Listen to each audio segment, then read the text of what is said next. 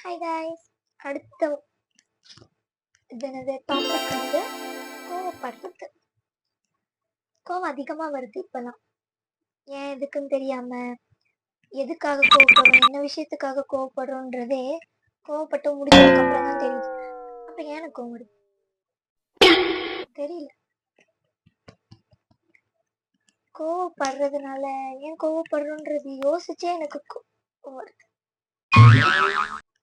இன்னொரு விஷயம், முடி கொட்டுது, டென்ஷன் ஆகி பாதி முடி போயிடுச்சு.